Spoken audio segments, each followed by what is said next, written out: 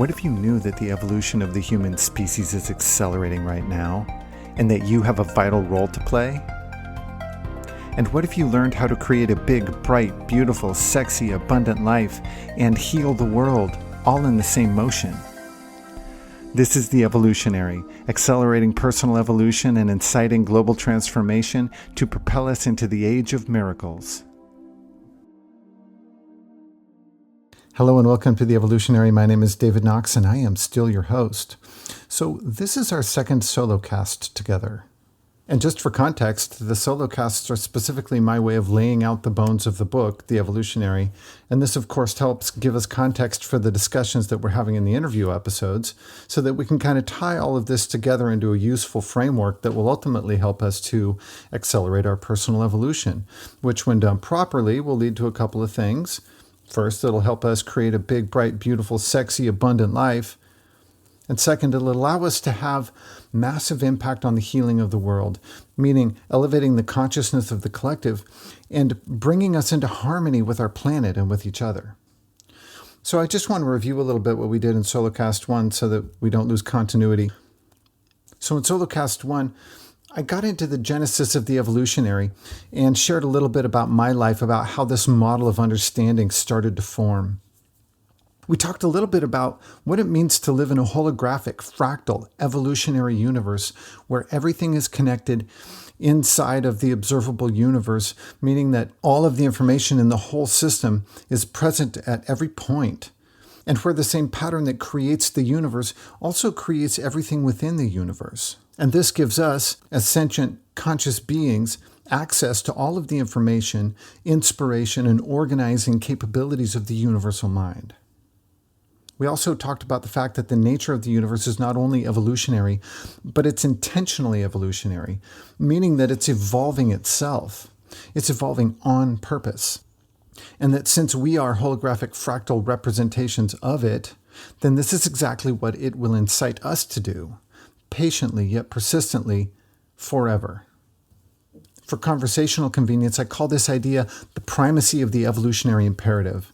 I say primacy because this appears to be the universal mind's top priority for us, above our happiness, health, wealth, sometimes even our personal safety. However, the universe does want us to have happiness, health, wealth, personal safety, just about everything we desire, but we have to get on board first with evolving ourselves. And the upshot here is that once we become aware of this, we start to see how it's been playing out in our lives and we can make adjustments so that we can more quickly move past the needs for the same old challenges we keep running into. When we understand the game, we can move towards becoming willing and active participants in the creation of our own evolutionary curriculum, and we can quickly start trading our challenges for better challenges. Like instead of struggling to pay the bills, we'll have to figure out what to do with all the excess wealth. Or we get to trade in the challenge of being lonely and horny for the challenge of figuring out how to be a good partner to our dream girl or our dream guy, or maybe the challenge of how to manage multiple partners if we choose a polyamorous lifestyle. See, the challenges never go away. That would frankly be boring, and also that's just not how we see nature flowing. So to just expect challenges to dissipate altogether would just be kind of ridiculous. So we focus up on capitalizing on the evolutionary opportunities that the universe provides us so that we can get out of this Groundhog Day experience of running into the same old problems over and over.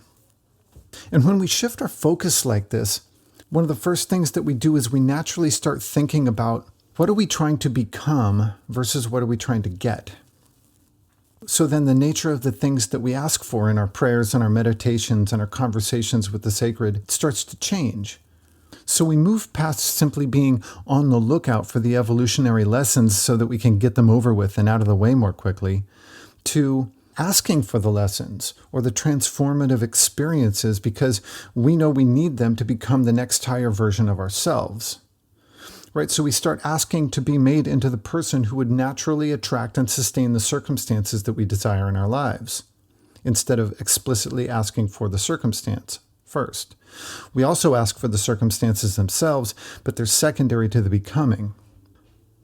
This is creation through personal transformation, and it's the fundamental concept at the heart of alchemy and magic and transcendence. It's the key that opens all doors.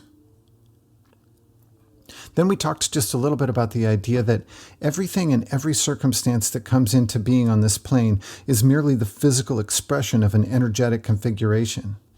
And that we are special because we are energetic configurations, as is everything, but we are capable of creating other energetic configurations with intention. And I'm not just talking about babies. We're capable of creating whole worlds. So if we're capable of creating worlds, then we're certainly capable of healing this one. In later episodes, we'll get more specific and talk about the special kind of energetic configuration called the morphic or the morphogenetic field or the morphogenic field. And we'll also discuss ways to reconfigure our own fields, which is actually what is happening as we evolve. This is the reconfiguration of our morphic fields. And by extension, the reconfiguration of the morphic field of the species. And of course, doing so with intention is the most powerful skill we can learn in this lifetime. Okay, well, that's about where we left off. So what I'd like to do in this episode, I'd like to take just a minute and review a smidge of vocab, and then we'll talk about some of the foundational elements of becoming a willing and intentional participant in the creation of our own highly unique evolutionary path. And then we'll also talk about how to accelerate along that path. Okay, so vocab first. And this is specifically regarding how I'm thinking about the evolutionary, which is in two sections. And I mentioned this very briefly in the last episode, but so I just want to touch on it again. I've designated the first section for theory and then the second section for practice, or rather the how-to section. So section 1, the theory part, is called the Evolutionary Framework. And this examines how and why it is that by evolving ourselves willingly and intentionally, that we not only improve our ability to create the life we desire, but when done properly, we can simultaneously have a massive and positive impact on the evolution of the collective of humanity and the healing of the world. Okay, that's the evolutionary framework. Section 2 is the how-to section, and it's called the evolutionary dynamic. This is where we take the theory from the evolutionary framework and cook out the practical actions that will get us out of the gates quickly and set us up for maintaining long-term momentum so that we can keep evolving ourselves with intention throughout the arc of our life. We'll discuss the details of these actions as the season progresses, but I wanted to let you know what I mean when I say the dynamic and also the framework. Okay, moving on.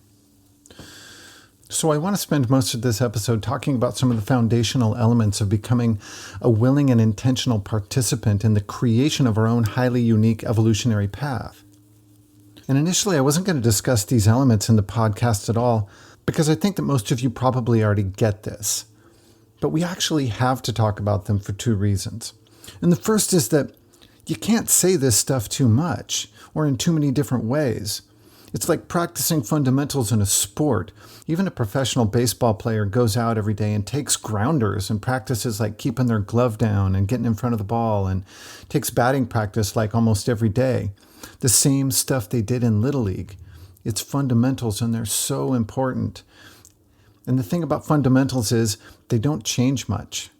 They're really easy to forget, but they're so important, so it's always good to revisit. And the second reason we have to talk about this stuff is that the practical actions that we're going to talk about in the evolutionary dynamic just won't work unless we have these things in place. They're that important. So as we go through these, if they sound like new ideas to you, then you've found your first evolutionary opportunities. Okay, so let me lay these out for you. And we're going to call them baseline assumptions. And so the first assumption has to do with our worldview. And we'll talk a lot about worldview in this series because our worldview dictates the way we interpret every moment of our lives, and it informs everything that we think, feel, say, and do. And the assumption that I'm making here is that all of us are at least aware of this concept of a worldview, that we each have a worldview, and that we have some idea of its function in our lives, and then most importantly, that our worldview is changeable. And to take this a step further, I also assume that most of us have realized that the worldview that we were all born into is incredibly limiting, cramped, stale, and doesn't serve us or the rest of the planet. And most of us, not all of us, but frankly the vast majority of us, were programmed with this worldview that the creation and evolution of biological life was this random event, and that the universe and most of the matter in it is dead and without consciousness or intention. and that we're just little insignificant specks of life spinning around on this ordinary planet in an ordinary galaxy, and that nothing we do matters beyond its impact on our momentary lives. This is quite literally the worldview that I was raised into. Most people were. And our parents, our teachers, our extended families, they've all been fed the same bullshit. And so everybody just takes it as fact. And then we feed it to each other because we don't know any different. Or at least that's what we used to do. But we do know differently now. This is the information age, and people are waking up in droves. We know now, at the very least, that worldviews are changeable, and that we have to take responsibility for altering our own worldview into something that serves us better. That's a massive task, by the way, because worldview, in the most basic sense, can be defined as everything that we believe about everything. And we'll spend a lot of time sorting out the concept and function of worldview in future episodes. But as a baseline, I assume that we're all woke enough to at least know that one of the biggest things that keeps us from reaching our dreams or creating the lives that we desire is the boundaries created by our own belief systems. And of course, belief system is the granularity of worldview. And I know this is standard stuff, but it's necessary to call it out here because we're going to get more deeply into it later to understand how it works and ultimately how to move those boundaries out of the way so that we can allow for more possibility to come into the sphere of our awareness. I like to say that possibility is like silence. You don't create silence. It's already there, everywhere, all of the time. To find it, we just stop filling it with noise. Possibility is kind of like this. It's infinite and it's ubiquitous. So thinking about it metaphorically, the only thing that limits it is the volume defined by the boundary condition of our worldview. And of course, our beliefs are the granularity of our worldview. So to become more aware of more possibility, we simply need to move those metaphorical boundaries out as far as possible. Just get them the F out of the way. And we find that the volume of our newly expanded sphere of our worldview is full of possibility. Okay, enough about that for now. Again, we'll get into worldview and belief systems much more deeply later in the season. And then we'll get into some strategies for how to open them up when we start talking about the evolutionary dynamic, which I'm really excited to talk about that because worldview expansion is some really, really fun stuff and it's really rewarding work. This is one of my favorite parts of the process because it's fun to explore the possibilities of what actually might be this universe that we live in because it's bigger and brighter and more fantastic than we could ever imagine. When we really start to open up our worldview, our mind gets blown like all the time. Okay, so before we leave this topic of worldview, I want to mention what commonly comes up when we start learning to evolve with intention and volition. And I'm getting a little ahead of myself here because we'll cover this when we get into the evolutionary dynamic, but it never hurts to hear the important stuff twice, right? Okay, so in our bid to become willing and active participants in the creation of and navigation along our own highly unique evolutionary paths, one of the basic skills we learn is to cultivate an open and active dialogue with the universal mind, or divinity, or spirit, or whatever you want to call it. And the most basic aspect of that dialogue is being aware of what we're saying in that conversation. And our mode of communicating is everything that we think, feel, say, and do. That's it. We don't have anything else to work with. Think, feel, say, do. So then the idea is to become aware of every communique that we're sending out to the universe. This is a practice in and of itself because we attempt to become aware of everything that we think, feel, say, do in the context of, or with the understanding that this is how we're communicating to the universal mind how we would like our world to be. So then the next part is making sure that all of our communique matches or resonates with the world that we're intending to create for ourselves and for the collective. Now, this is where it gets a little bit interesting because, as it turns out, our worldview informs absolutely everything that we think, feel, say, and do. So when we start to attempt to change our outgoing messages, the things we think, feel, say, and do, they don't match our worldview at first because worldviews don't change overnight. And this will cause us some internal discord. The term commonly used for this is cognitive dissonance. Something isn't matching up and we can feel it viscerally. And we aren't going to be successful in our endeavors to create anything except discord from this state of discord. So then this serves as a forcing function. we'll either have to let our thoughts and feelings and words and actions revert back to being in alignment with our old worldview because we can't withstand that discord for very long, or we have to change our worldview. And since worldview is the thing that cuts us off from infinite possibility, this is obviously what we're going to want to do. However, we're not going to try to dial in a worldview that is accurate. This is a fool's errand. There are an infinity of different worldviews out there, and none of them are accurate. It's going to be way more appropriate and useful for our purposes to simply move them out as far as possible. Expand our worldview, open it up so that it can encompass all of the possibility therein. I'll give you an example. If you're ill, do you live in a world where you can heal yourself? If you live in a world where spontaneous, miraculous healings are possible, if that's your worldview, then that is a possibility for you. If that isn't your worldview, it's not a possibility for you. And for me, there's an element of stubbornness about this because I've healed from a lot of things.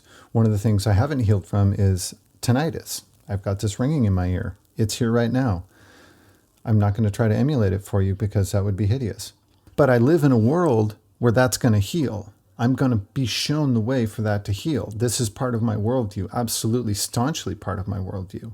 Now, I've had this for 20 plus years, but I have not given up hope, and I intend to heal it. And I've moved the boundaries of my worldview out to encompass the possibility of healing tinnitus. And this goes for absolutely anything.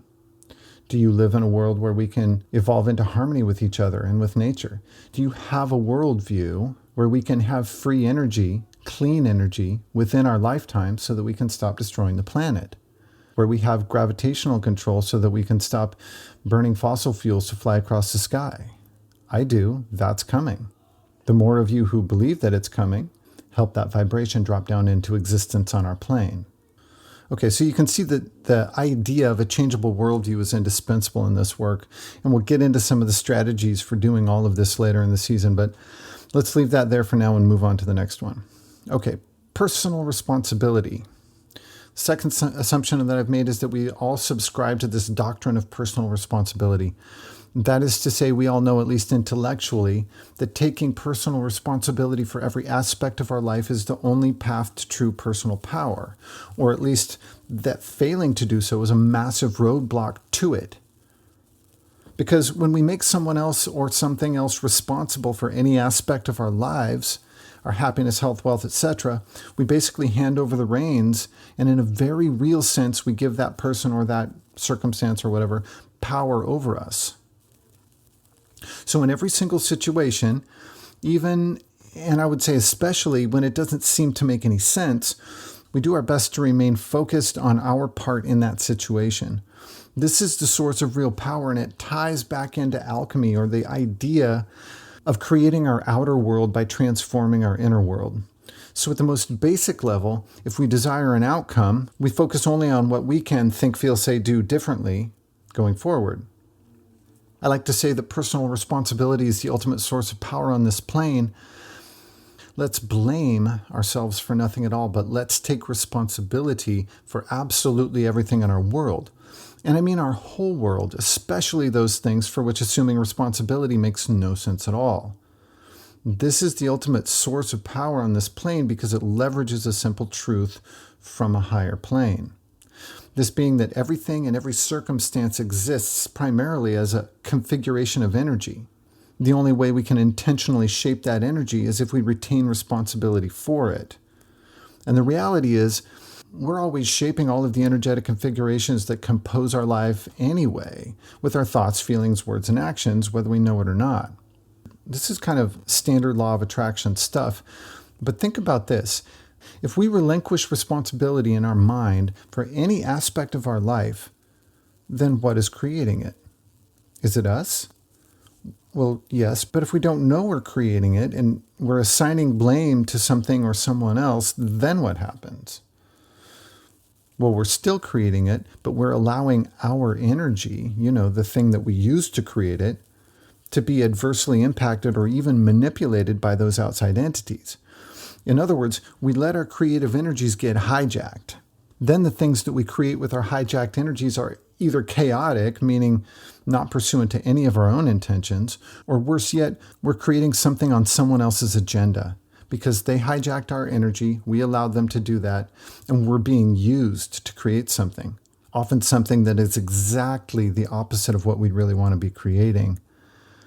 The mainstream media, by the way, is very well aware of how this works, and they do it all the time. They don't want us to know this. Because when we know this, when it really sets in, we absolutely stop watching their programming. And yes, it's called programming for a reason.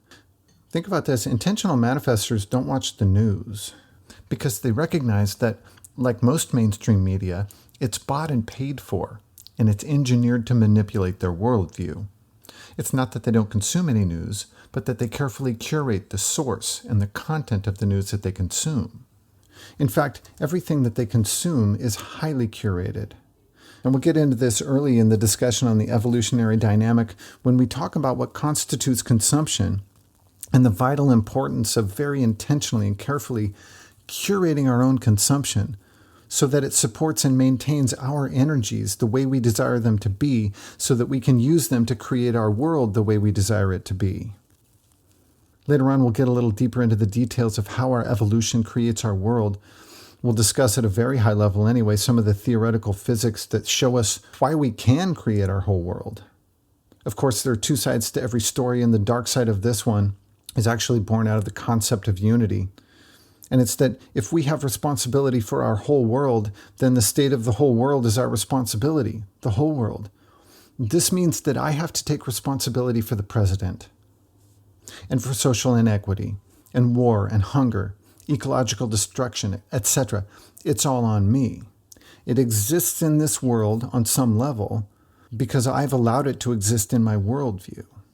This idea is at the heart of some of the Australian or Aboriginal tradition, where each person is given an area of land for which they're responsible for creating and sustaining by dreaming it into existence, by holding a beautiful vision for it in their mind as part of their life's work.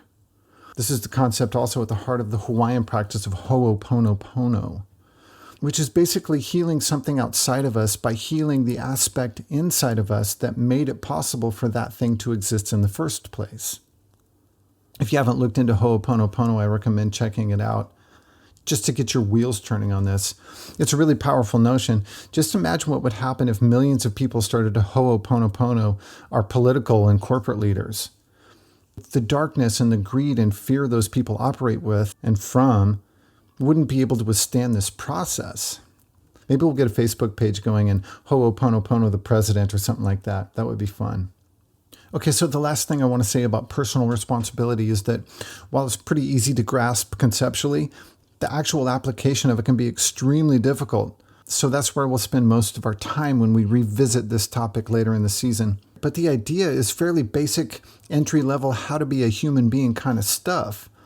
Let's take responsibility personally for everything we experience in our world. Okay, so let's go on to the third assumption that I'm making, and it is about mode of creation. And it's that I assume that we're all familiar with a certain type of mode of creation, and specifically, I've already mentioned it, but we subscribe to, or at least have toyed around with, some version or semblance of the law of attraction. And I won't be teaching it here because everybody already knows the basics, right? I mean, at least that's my assumption. There's almost an infinity of content out there on this, and it's been really popular for like 20 or 30 years now. And it's been co-opted by just about every self-help guru since it was channeled in from Esther Hicks in the 80s. If you haven't heard of it, well, frankly, that would be surprising, but it's basically using our thoughts and our feelings and meditations and visualizations, etc., to connect to the energies of the life we desire as a way to attract it to us. And I love that it's popular because it really has kind of reshaped the way people think in our society. And I think it's popular for a couple of reasons. First is it's a really nice change from that make it happen paradigm that preceded it. You know, the just do it, remember that crap about hard work being the only way to success, whatever success means. And then material success being the only way to happiness. Like I remember hearing crap like success is 10% inspiration and 90% perspiration. That shit grated on me. I was a super mellow kid. I was probably a Taoist in like many past lives. So when I started reading about the law of attraction in the 90s and incidentally Taoism at the same time, it was like, yeah, less doing, more having, more accomplishing stuff. That sounds good to me. And then the other reason that I think that it's popular is, it works. Now, as mentioned in the last episode, it can be tricky and feel inconsistent because some of the stuff that we try to manifest shows up quickly and easily, and some stuff doesn't show up at all, ever, even when we feel like we did the exact same thing. But most people who've worked with it even a little bit have some success. And then people who've worked with it a lot and practiced for a long time generally have some major successes and significant life improvements because of it. And the law of attraction is important for the evolutionary framework because it's going to be kind of our point of departure. So it'll be really helpful for listeners to be familiar with it because we'll take some of the fundamentals of the law of attraction and then we'll shift our focus a little bit in terms of what we're asking for in our manifestation practice.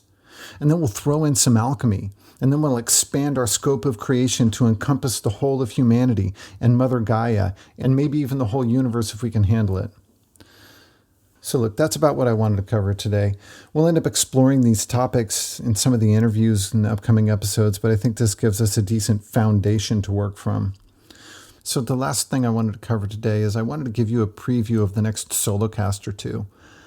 The evolutionary comprises two sections, the evolutionary framework, which is the model of understanding of how our personal evolution impacts our ability to manifest that rad life we desire, while at the same time giving us the opportunity to have massive impact on the healing of the world.